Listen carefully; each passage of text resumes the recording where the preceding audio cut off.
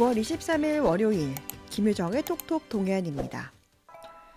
월성 원전 인접지역 주민들이 이주를 요구하며 월성 원전 앞에서 천막 농성을 시작한 지 10년이 지났습니다. 지난 주말 10주년 행사가 열렸는데요. 월성 원전 인접지역 이주대책위원회 부위원장 연결해 자세한 얘기 들어보죠. 안녕하세요. 네, 안녕하세요. 네, 부위원장님 10년 전에 네, 어떻게 이주를 요구하는 농성을 시작하게 됐는지부터 좀 찬찬히 말씀을 해주시죠. 네. 10년 전에 이주를 요구하게 된 거는 네. 그냥 핵발전소 우리가 가까이 살면서도, 그냥 이게 뭐 핵이 나오는 건지도 모르고 그냥 전기 만든 공장이라 이렇게 생각했어요. 네. 그렇게 생각하면서 살다가 일본 후쿠시마 사고 나는 거를 보고, 네. 아, 이거 뭔가 핵발전소가 굉장히 무서운 거구나. 음. 이제 그때 느끼면서 주민들도 많이 지금 불안해하고, 야, 우리 이대로 살아서는 안 되겠다. 뭔가가, 우리가 알 수 없는 뭔가가 있다는 거를 그때 이제 생각을 하게 된 거죠. 네. 그래서 사람들이, 그러면 우리가, 이거를 안전하게, 그리고 우리가 여기 살 수 없는 거를 주장하고, 이제 그러면서 이제 전문가들한테 이게를 이제 다 질의를 했어요. 문의를 하고. 음. 했을 때 네. 전문가들이 이 중수로는 수시로 늘 나온다는 거예요. 음. 그때 이제 우리가 주민들을 한 40명을 그때 최고 나이가 어린이가 5살이었고 네. 제일 연세가 많으신 분이 80이었어요. 네. 40명을 모아서 우리가 이제 정말 방사능이 우리 몸에 피폭이 되지 않았는지를 음. 내부 피폭 검사를 했어요. 소변 검사를 네. 했을 때 교육하는 40명이 다 내부 피폭이 된 거예요. 음. 몸속에 방사능이 들어가 있다는 거예요. 네네. 그래서 이 나이가 어리면 어릴수록 더 어른들보다 더 많이 있는 거예요. 음. 그래서 이거는 아니다. 이거 사람이 살 수 없다. 네. 그 계기로 인해서 이제 이주를 시켜달라고 한 음. 거죠. 네. 그러면 이 예. 공장으로부터 지금 뭐 지역민들이 사는 곳은 얼마나 떨어져 있나요? 이 중수로의 제한구역이 사람이 들어갈 수 없는 구역, 위험지역 구역이 914m예요. 네. 우리가 사람이 살고 있는 거는 뭐냐, 914m 담벼락에 사람이 붙어서 살고 있는 거예요. 네. 그럼 쉽게 말하자면 915m부터는 사람들이 다 동네가 형성이 돼 있는 거죠. 음. 굉장히 그래서 근접하게. 이거는 네. 아니다. 이거는 여기서는 이렇게 할 수는 없다는 거를 주장하는 거죠. 그러면은 이제 그때 함께했던 주민들은 모두 몇 명이었습니까? 그때 함께했던 팀은 72가구가 함께했어요. 그러면 지금 10년이 지났는데 지금은 얼마나 남아 계시나요? 지금은 그저 10가구 내로 남아 있습니다. 음. 자, 그렇게 된 이유가 뭐냐면 네. 산소로 연관된 사람들, 그러니까 뭐 일용공이라든지 그것도 계약직들 있잖아요. 네. 그런 사람들도 일하러 들어가면 너희 엄마는 원자력 반대가 데모한다며 이런 음. 식으로 그 사람들을 하는 거예요. 그러니까 그게 생활이 달린 거잖아요. 네. 응. 사람들이 자꾸 이제 그런 이유로 자꾸 빠져나갔어요. 또 식당이나 이런 또 영업을 하는 사람들은 네. 그것도 이주대책에 가서 같이 동참하면 그 식당에 손님이 없는 거예요. 그렇죠. 그래서 그분들이 정말 이거는 해야 되지만은 우선 당장 내가 먹고 살아야 되니까 어쩔 네. 수가 없다. 동참을 해줄 수가 없다는 얘기를 음. 많이 하셨어요. 그래서 지금 남은 가구들이 지금 한 10가구 정도, 예. 또 가구 수도 많이 줄었는데 정말 10년 동안 많은 일들이 있었잖아요. 예, 보니까 전국에서 많은 시민과 또 정치인들도 많이 예, 다녀갔던데, 예. 네, 국회에서 그래요. 법안도 발의되지 않았습니까? 말이 됐죠. 뭐 영화도 제작됐었는데 예, 좀 예. 어떤 일들이 월성이라는 있었나요? 영화를, 예, 했습니다. 10년 동안 정말 안 해본 거 없이 다 했습니다. 음. 국회를 일주일 동안 투어하면서 우리 이렇게 이런 곳에 살 수 없다 이주를 시켜달라고 국회의원들을 만나서 얘기를 했고 그 중에서 이제 법안을 이제 발의를 한 거죠. 국회의원 3분이 법안을 발의했어요. 네. 또 상자부도 찾아갔고요. 네. 또 장관님도 내려오셨고 음. 또 집회장을 방문하고 얘기를 했고요. 네. 또 대통령도 문재인 대통령도 대통령 되시기 이전에 그랬고요. 음. 우리가 또 청와대에 이렇게 잘 안 돼서 청와대가 또 일주일 동안을 추운 겨울에 1인 시위를 했어요. 네. 예, 그런 일 뭐 여러 가지들을 그래서 한 손에서 반박하는 일들을 우리가 반대 그 입장에서 자꾸 증명을 해내는 거죠. 지금 국회에서 그러면 발의됐던 이주 대책 법안 있지 않습니까? 이거는 그럼 통과되지 못하고 법안을 그냥 끝난 이주대책 겁니까? 법안 발의를 했지만 네.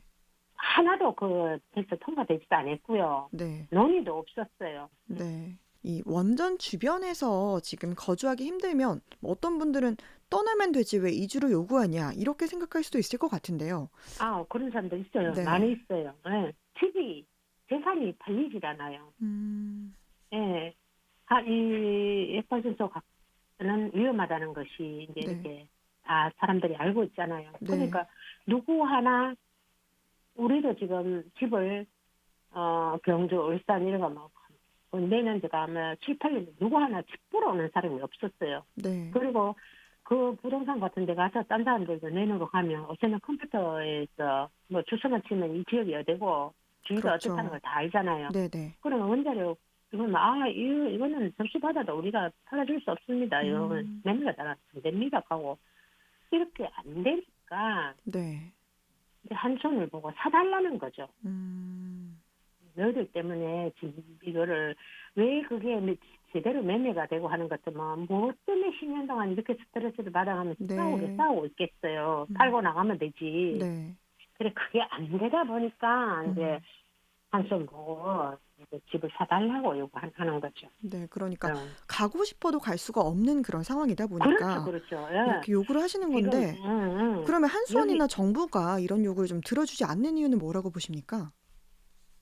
자기네들이 늘 이게 원자력에 대해서 너무 관대하게 주민들한테 원자력을 선전하고 이게 매스컴에 청정 에너지 좋은 에너지라는 거를 늘 이렇게 한 번씩 선전이 나오잖아요. 네네.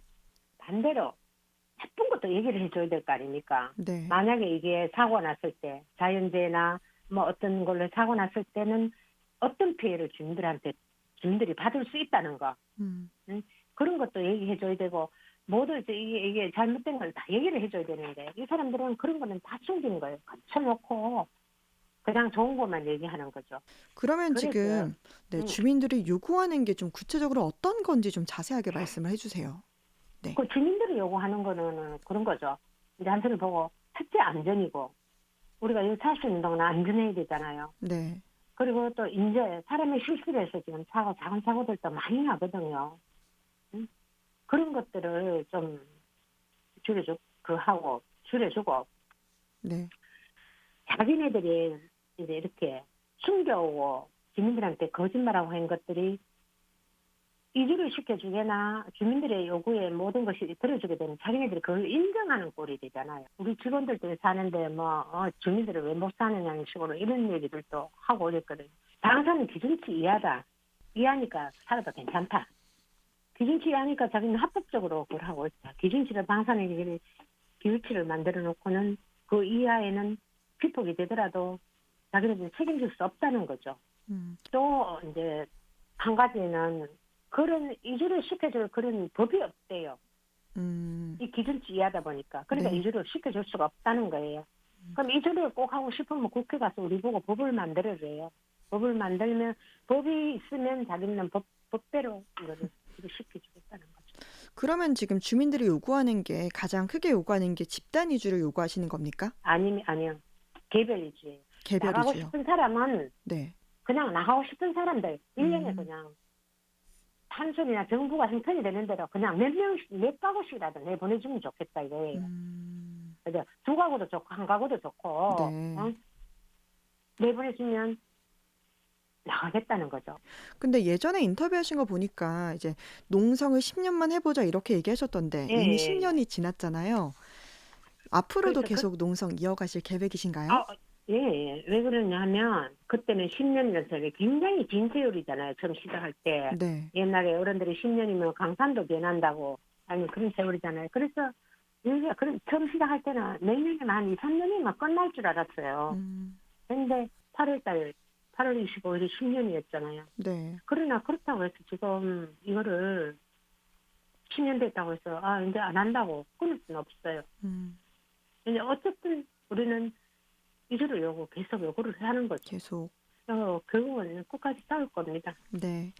네. 끝으로 이제 하시고 싶은 말씀 들으면서 인터뷰 마무리하겠습니다. 네. 아이들 데리고 어쨌든 좀 이주시켜줬으면 좋겠어요. 그러니까 이거를 왜 이 자그마한 시골 마을에서 전국에서 다 전기를 쓰는 응? 그 자기네 말대로 하면 30년에 우리가 세계 선진국 대열에 오른 것이 전기세를 싸게 줘서 기업들이 싼 전기요금으로 우리가 수출을 많이 해서 우리가 이렇게 잘 살게 됐다. 그 한숨덕이라는 걸로 얘기를 하거든요. 그렇게 되고. 자, 가정에서는 산전기를 다 쓰고 있다.